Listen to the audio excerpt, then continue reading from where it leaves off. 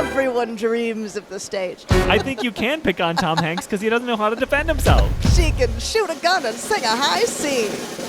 Amazing Technicolor Shit Show. Hello and welcome. This is Amazing Technicolor Shit Show, the podcast about the fumbles and follies from all levels of live theater.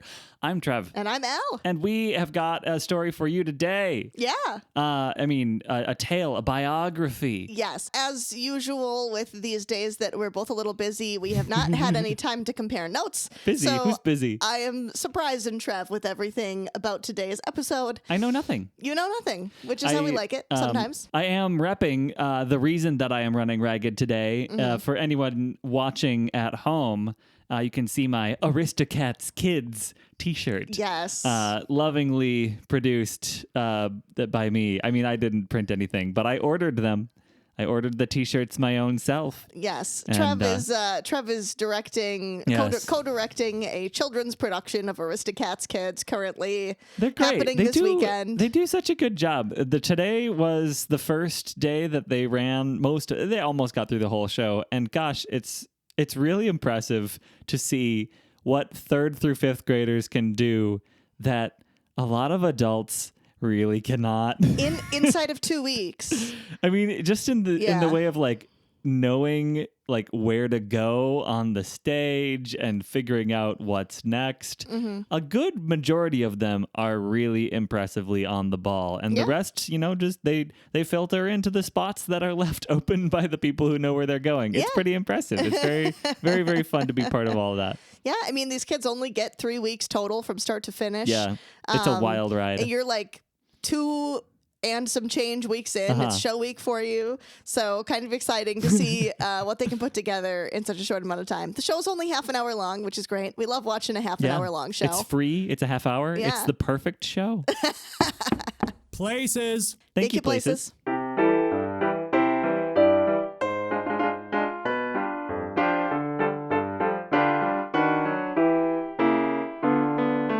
So every so often, we start to research one theater-related topic and stumble upon a person so fascinating that we simply must do an entire episode on them. Yes. You may or may not have heard of her. Personally, I had not ever heard of her.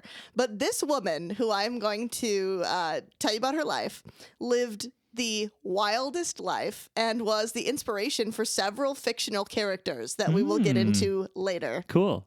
Her stage name, Texas Guinan. At one point, she was banned from using the U.S. Postal Service, and Scotland Yard banned her from entering England. She had a bonkers life. She was banned from England? Yes. What did she do? We're going to talk all about her fascinating life. Okay. Born in Waco, Texas in 1884 to Canadian parents, Mary Louise Cecilia Guinan grew up riding horses and shooting guns on a cattle ranch. Cool. So her name was not Texas by birth. It would have been a little bit become- much if you lived in Texas. Yes. We were just talking about this. That'd be a bit much, yes. People in Virginia named Virginia. Yes. People in Madison named Madison. Exactly. No, she was not born in Texas. That would have been cool. But she grew up on a ranch doing cowgirl things. Mm-hmm. She was also a soprano and won a music scholarship to study music in Chicago. Already, we can see she's an interesting young lady. She's got a variety of talents, and now she's moved to a big city. She dreams of the stage, as they all do. Oh, everyone dreams of the stage. Everyone dreams of the stage. Being a lady who could both ride a horse, shoot a gun, and also sing soprano, which is an interesting skill set, she began touring with a Wild West entertainment troupe. Oh, cool. So Yeah. I was actually thinking about doing my research for today on Wild West shows because that's a very interesting type of theatrical performance. So I was thinking I might do today's episode on that, but then I got all distracted down this rabbit hole. And Texas Guinan shows up. So I couldn't even, but maybe later I'm going to do an episode on Wild fun. West shows. But Anyway, these Wild West shows were insanely popular between the 1880s and early 1900s.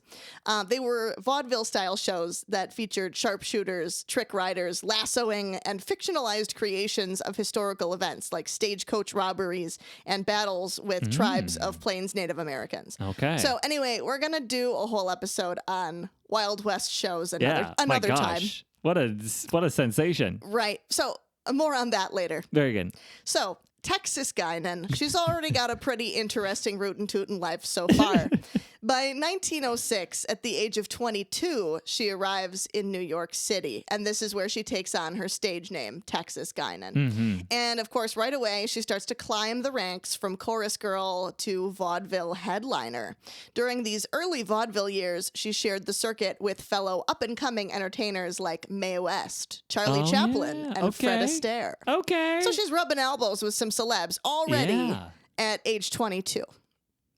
She and Mae West actually became good friends and would have many fascinating times together down the road. But, of course, with Texas living a dramatic life, drama is going to follow this gal everywhere. And, of course, this podcast is about theater mishaps, after all. We got a real doozy of a mishap from what happened Texas to Texas Guinan? In 1907, while starring in a production called Simple Simon, Texas Guinan accidentally shot herself on stage with a loaded gun. A prop gun was accidentally switched out with a loaded one, but she survived and recovered and, of course, returned immediately to the stage. A prop gun accidentally switched out with a live gun sounds like a murder plot. It does really sound like there's some mischief, sign of the devil going on behind the scenes with this one. But through some weird twist of events. Mysterious happenstance. Also, this is a time when your performers were just casually, performing with the Wild West show and then would turn around and, perform in this Broadway show. So, I don't know. It was a little rough and tumble. I brought all of my guns. 8 of them are real and 2 of them are fake. Who knows which is which? Yeah, cool. Okay. She was a vaudeville and Broadway actress for several more years until 1913. Now, this is the first time that Texas had a little run-in with the law. Ooh. It was a weight loss swindle. A swindle! In 1913, she licensed her name to a weight loss plan, falsely claiming that she had lost 70 pounds with a product. And it was discovered that the whole thing was a massive fraud. Ooh. And this is why the Postal Service banned her from receiving mail.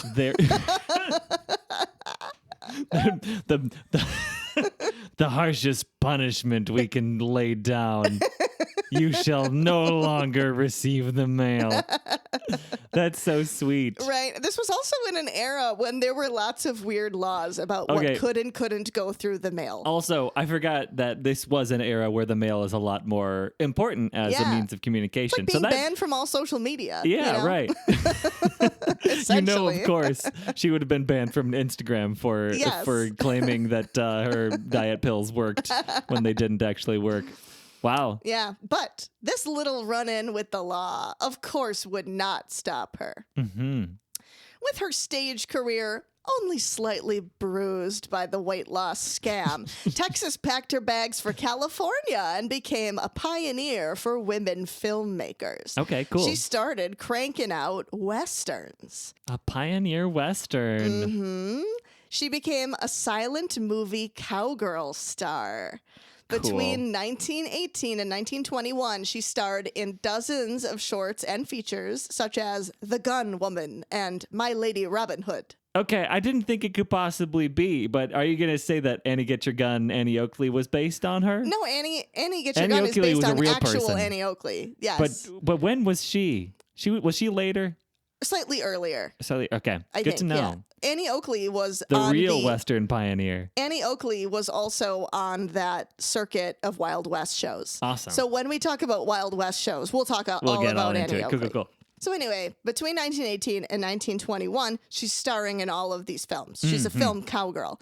With her intrepid pioneer spirit, she then stepped behind the camera as a unit department head and eventually formed the Texas Guinan Productions, which was her own production studio Cool. in 1921 to produce her own films. Oh my gosh. So now she's been a Wild West performer. She's been a classic singer, a vaudeville and Broadway actor, a scam artist, and now silent movie star and film producer. And she can shoot a gun and sing a tune. She can shoot a gun and sing a high C.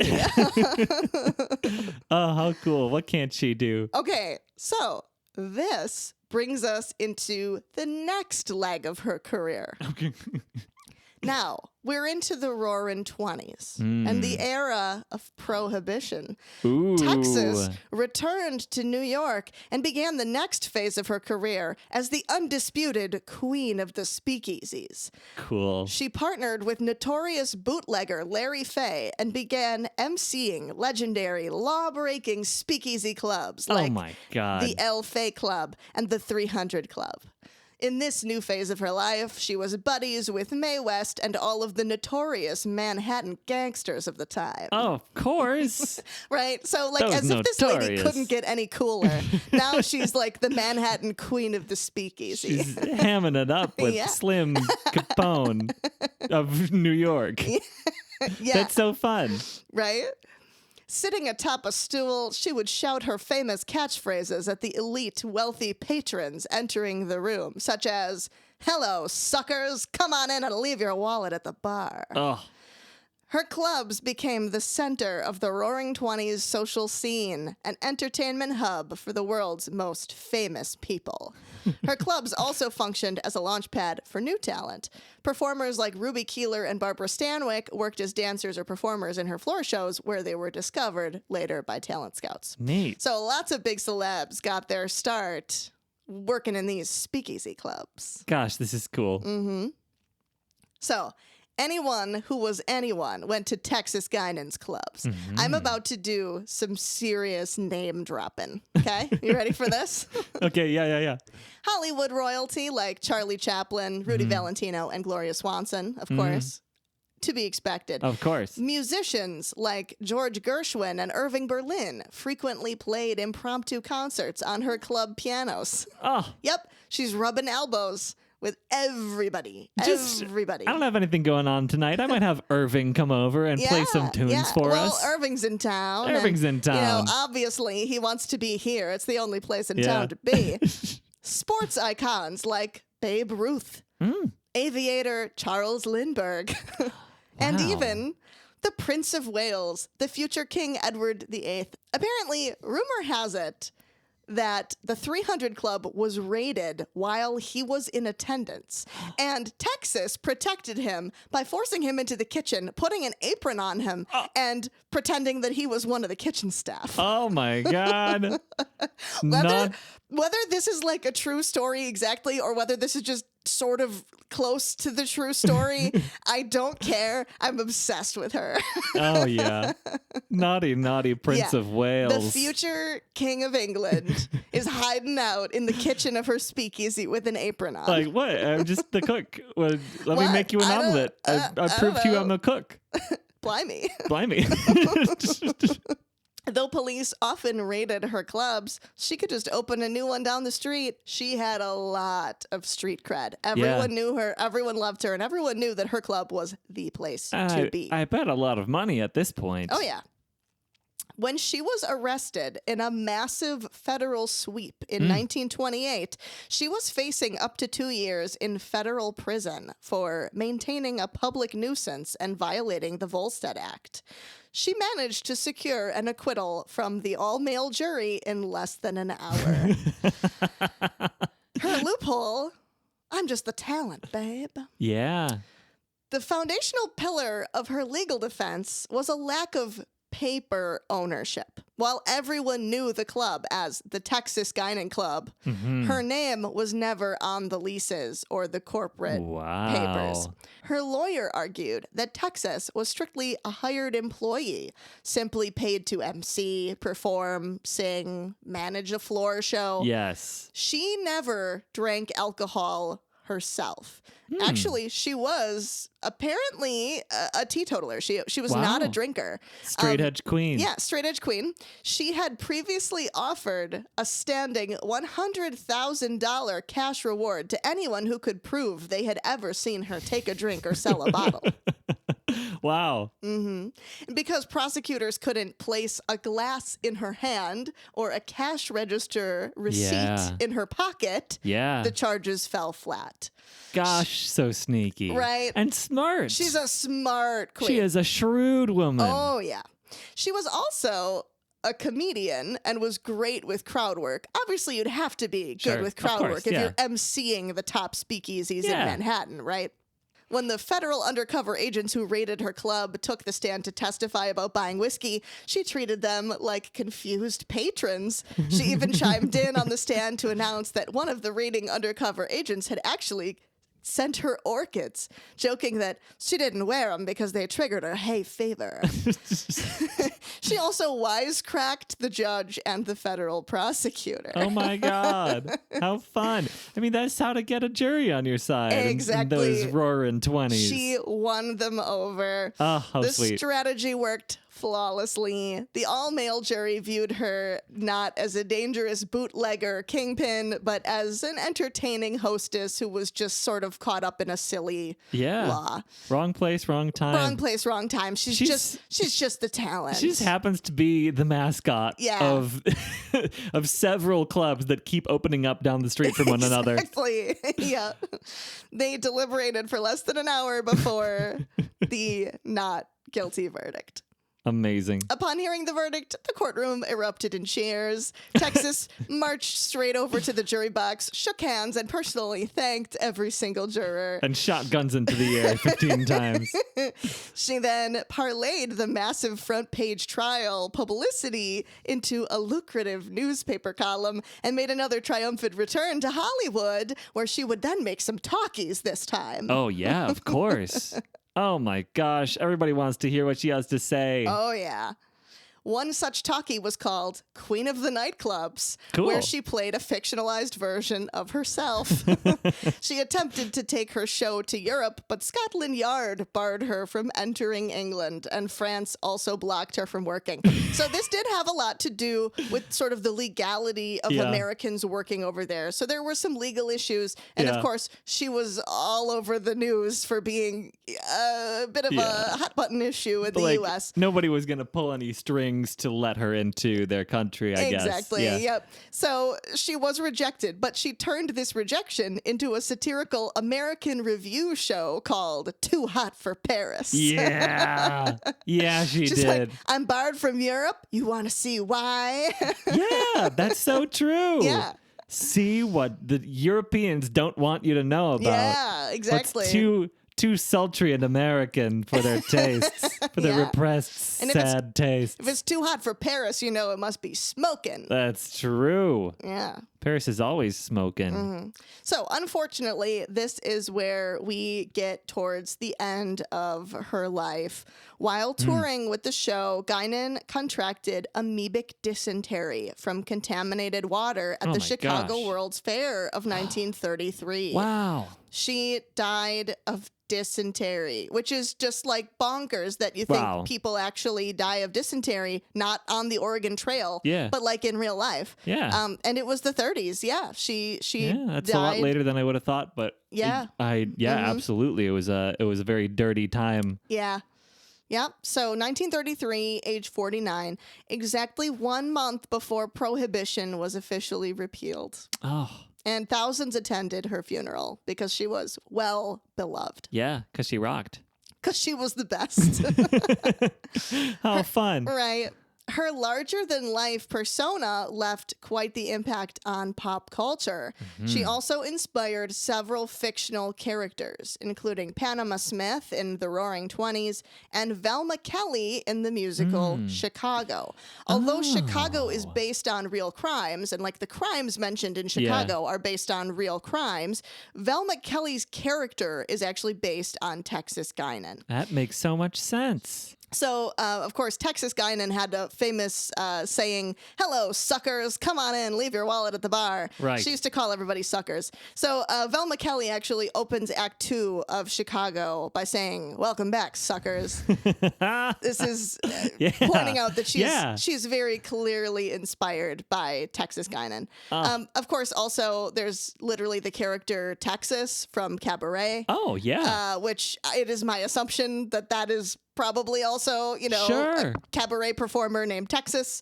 I can imagine that's possibly at least also a nod. Yeah, at least a nod. That really seems likely. Yep. And then another character inspired by her is the bartender Guinan, played by Whoopi Goldberg in Star Trek Next Generation. So that's another just character inspired by Fun, her. yeah. And lastly, many of Bugs Bunny's sayings, like "so long, suckers," would have been a reference to her as well. Oh, cool. Mm-hmm. Oh my gosh, how neat. Yeah. It's cool to have such a lasting impact on the world that you find yourself being reflected in all sorts of different ways. And but like weird ways. Subtle. Yeah. Yeah. It's not like everybody knows her name, but everybody sort of gets the vibe that she put off. Yeah, exactly. And what an absolute icon. Yeah. Just, well-rounded. From start to finish. Start to finish. Cowgirl, soprano, actress, comedian, film star, producer, sharpshooting, bootlegging, queen of the speakeasy. We love a multi-hyphenate. We love a multi-hyphenate queen. That's so fun. Yeah.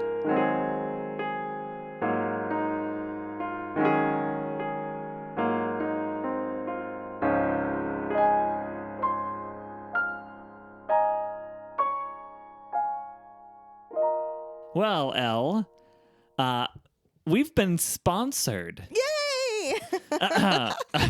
So we have an ad to read. We haven't. This is new. This is new. Ding, ding, ding, ding, ding. Our friend Matt has sent us money in order to make us say things that he wants us to say. And that's what ads are. Wow. But when you say it out loud, it sounds kind of just preposterous. It sounds kind of weird, but okay. So the following is a real life actual ad. Thank you, Matt, for becoming the first sponsor of Amazing Technicolor Shit Show. All right. This portion of today's episode is brought to you by the National Reading League. Ooh. Do you like reading? Do you like to see what your friends read? Do you have a compulsive instinct to turn everything you do into a game? If you said yes to these things, then the National Reading League might be for you.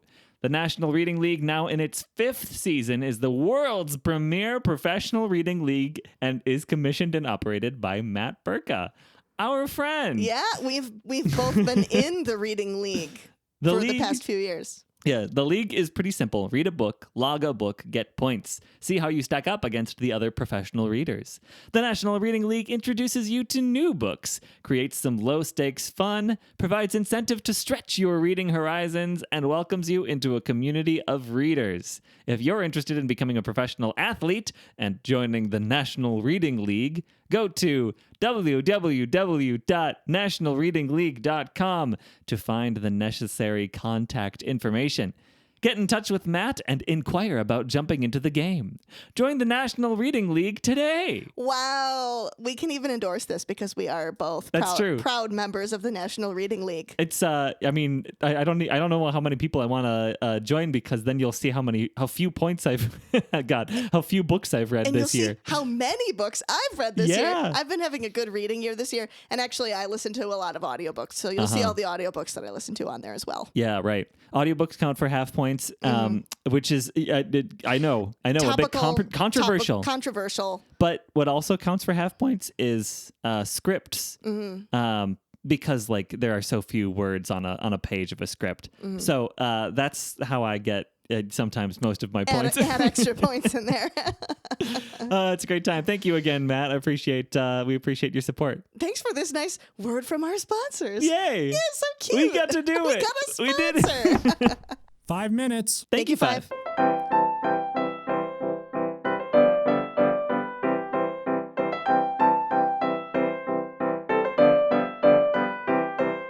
All right, Trev. Today we talked about a woman with many interesting talents. Mm-hmm. I'm going to give you a list of true or false questions regarding some celebrities' lesser known talents Oh my or gosh, skills. how fun. Okay? Okay. I'm going to give you a sentence. All you have to tell me is this true or false? Okay. All right?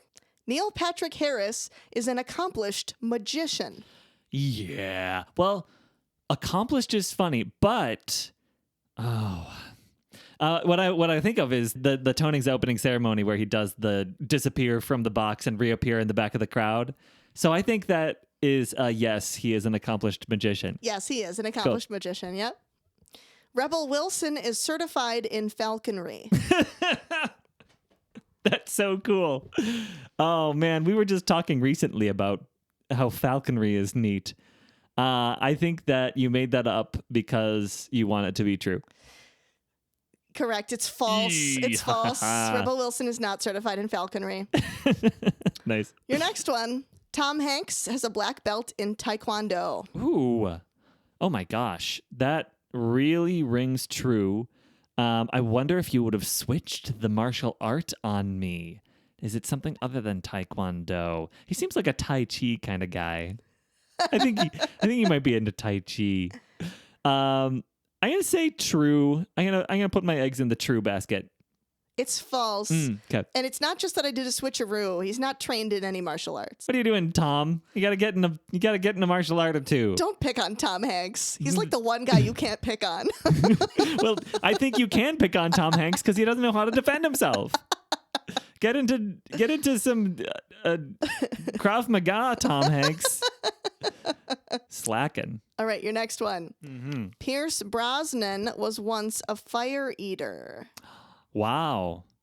I don't know anything of Pierce Brosnan before him as like a middle-aged kind of man. So his pre-fame era might have been anything. I'm gonna give him yes. I think that's possible. That is true. He was once Was he like a fire circus eater. performer? Yeah, he trained in like some circus arts and did some fire eating. That's so cool.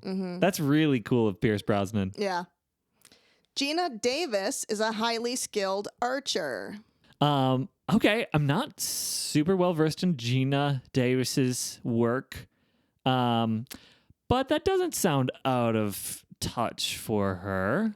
I don't know. Archery is so specific. I'm gonna go no. It's true, actually. I just made a gut switch. Made a gut switcheroo. No, My gut was wrong. Apparently, she was up for the U.S. Olympic team in the Whoa. 90s. She was in like the top 32 archers for like the Whoa. top U.S. team. Yes. A multi-hyphenate queen. I know, right? She can shoot a bow. She can act in a movie. I don't know if she's a soprano. We're just very amazed by people's multi-talents If you today. can shoot something and you're also in the stage, you are a rare breed. If you have aim, Aim? Can you catch a ball? oh my gosh. My good lord. Speaking of, your next one, Snoop Dogg has been a head football coach. A coach, I think for sure that's possible.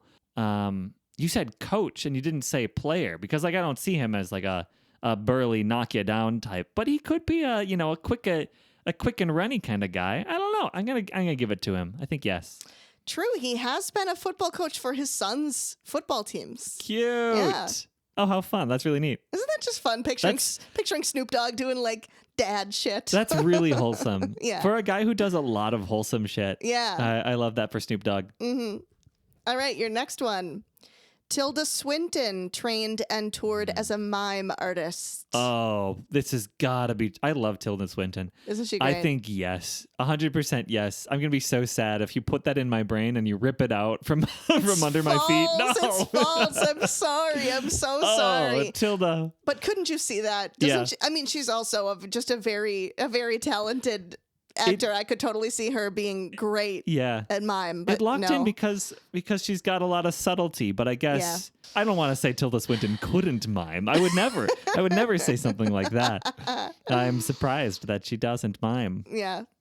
All right. And your last one, Ken Jeong is currently a licensed physician. Oh, I know this one. I know this one because a friend of mine in college who is training to be a doctor was obsessed with Ken Jeong because he's like living it up, doing both, being an amazing comedic actor and practicing. Yeah. I don't know if he's still practicing He's not currently, medicine. he's not currently practicing, but he is still currently licensed in the state of California for internal medicine. That's goddamn cool. Yeah, isn't that amazing? I love that for Ken Jeong. Yeah. To be like, not only a comedic actor, but like the most unhinged comedic actor. Like a wild comedic actor. Like appearing naked in The Hangover. Yeah. Just like doing the craziest things. Yes. And he's a doctor. Yes. Very So professionally. Cool. Yeah. I love that. And like the fact that he's not even like ashamed of the fact that he's both. Yeah. You know, there's an author, actually Frida McFadden. She's a very successful mystery author currently. That's not her real name. That's her nom de plume. It's Ken Jeong? No, but that would be a real plot That'd twist. Be fun. No, but the reason she has a nom de plume and she actually like hides her identity when she goes to author events is because she's a doctor and she doesn't want her patients and that sort of life to overlap with her like life in the public. I would never an want author. a doctor who writes novels. Right? So, and like she wears wigs and stuff when she goes out as Frida McFadden so that she's like clearly a different person than her actual, doctor self. But I feel like there's no shade in That's being spooky. No, there's no shade in being a highly successful mystery author. I bet she bases her characters on real people who are her patients. You think and that's why she does it. Ooh. That's my mystery scoop. That's my conspiracy theory for Frida McFadden. We love a good mystery. Well, that's our show for the day. Thank you so much for joining us. Go ahead and send us all sorts of stories. We need some stories, please. Yeah, send us theater-related mishaps. We like any kind of stories, good things, bad things, anything, any kind of things, dramatic things, boring things, whatever you got for us. Any kind of stories we would love to share here. And you will, get a cute little Amazing Technicolor Shit Show sticker. And also, if you've sent us a story and I haven't sent you a sticker, get in touch with us because I might have missed a couple of you. Yeah. Trev, how can they get in touch with us? Well, Elle, we happen to not be banned by the U.S. Postal Service or by Gmail, so you can reach out to us through email at amazingtechnicolorshow@gmail.com. Mm-hmm. If you like the show, go ahead and leave us a good review and rating on all of the podcast apps that you listen to us on, and tell your friends about us. If you don't like the show, tell your enemies, and we will set the U.S. Postal Service after them, and they won't have the skills to back up their trial with witty comedic emceeing energy. Yeah. They won't be able to dazzle the jury with their show-stopping, gun-slinging prowess. Because chances are, if they don't like the show, they're not theater They're not. people. They don't have it. They can't hack it. And they're probably just not cool. Yeah, probably not. And they probably don't know Krav Maga. In my defense, I don't either. I totally do. I don't know what you're talking about. Piano accompaniment was provided by Paul Thelen, and our stage manager is Daniel Schneider. Thanks again so much for listening, and we wish you all the very, very best. And whatever it is you're up to, be it on stage... Trevor's having a really hard time saying words tonight. I'm dying. I've dealt with too many children the last few weeks. Whatever it is you're up to, be it on stage, off stage, or in your life, break a leg. Amazing.